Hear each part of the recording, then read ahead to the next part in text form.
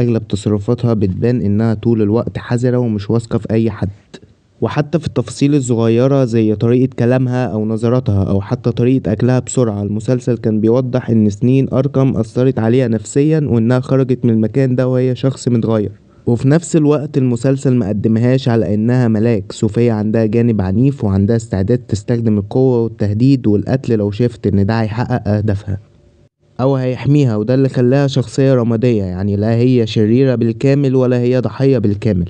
والفرق الأساسي بين الكوميكس والمسلسل إن الكوميكس بيركز أكتر على صوفيا كشخصية إجرامية مرتبطة بالمافيا وعالم الجريمة، بينما المسلسل ركز على تأثير الخيانة والسجن والصدمة النفسية عليها وقدمها كإنسانة اتغيرت بسبب اللي حصل لها. وده السبب إن ناس كتير اتعاطفت معاها في المسلسل أكتر ما تعاطفت مع البطريق نفسه، لأن طول الوقت حاسس إنك قدام شخص فقد حياته القديمة وبيحاول يلاقي مكانه في عالم ما بقاش يثق فيه.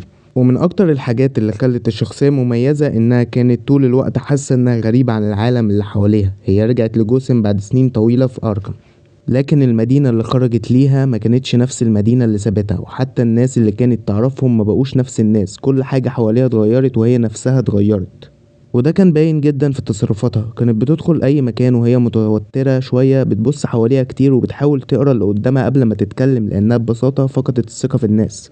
بعد اللي حصل لها بقى صعب جدا انها تصدق اي حد او تحس بالامان مع اي شخص.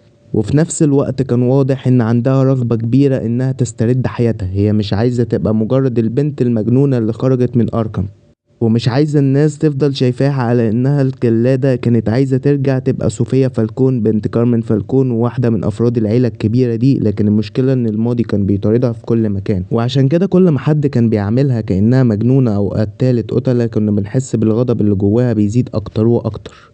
لان اصلا بالنسبة لها مش كفاية انها ضاعت منها سنين من عمرها، لا ده كمان الناس كلها قررت انها تفضل حبيسة الصورة دي للأبد.